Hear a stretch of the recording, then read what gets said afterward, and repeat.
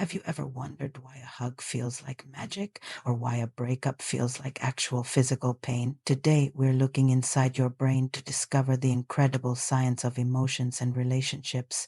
Imagine your brain is a giant chemistry lab. When you meet someone you like, your brain doesn't just say cool person, it starts throwing a party. Dopamine the reward. Think of this as the Yahoo chemical. It's what you feel when you get a gold star or a bite of pizza in a relationship. Dopamine makes you want to see that person again and again. Oxytocin, the cuddle chemical. This is the glue. It's the feeling of safety when you hold hands or hug your parents. Oxytocin flows through your body, telling your heart you are safe here. Serotonin, the mood stabilizer. This keeps you feeling happy and calm. We don't just feel love. Our bodies are actually producing medicine that makes us feel connected and brave.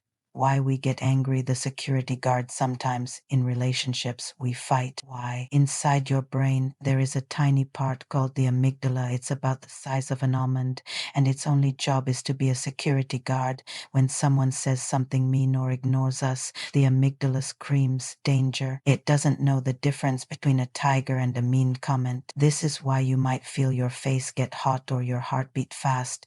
How to handle it? 1. Stop. Don't speak when the security guard is screaming. 2. Breathe. Oxygen tells the amygdala to calm down. 3. Think. Use your prefrontal cortex, the smart part of your brain, to solve the problem. The 3 ways we connect. Attachment scientists found that we all have a style of how we relate to others. Think of these like the way you play a game. 1. The secure style, the anchor. You feel safe. You know that if your friend leaves, they will come back. You trust people easily too. The anxious style, the island. You worry a lot. You might think, do they still like me? Or why didn't they text back? You need lots of reassurance. 3. The avoidance style, the shield. You pull away when things get too close. You might think, I don't need anyone, because you're afraid of getting hurt. Did you know there is a math to happy relationships? A famous scientist named Dr. John Gottman discovered that for every bad thing that happens like a fight, you need 5 good things to make it right. Bad thing, forgetting to help. Good things, a high five, a thank you, a joke, a hug, and listening to a story. This is called the 5-to-1 ratio. It keeps the relationship bank account full of happy feelings. Mirror neurons, the copycats. Have you ever seen someone yawn and then you yawn too? Or felt sad because your best friend was crying? That's because of mirror neurons. Your brain has special cells that mirror what other people are feeling. This is called empathy. It is the superpower of relationships. It allows us to understand each other without even speaking. How to build a super relationship. On eye contact. Looking at someone tells their brain you are listening to. Kind words. Compliments act like brain fuel. 3. Active listening. This means putting your phone down and really hearing what the other person is saying. Relationships aren't just about luck. They are about biology, chemistry, and practice.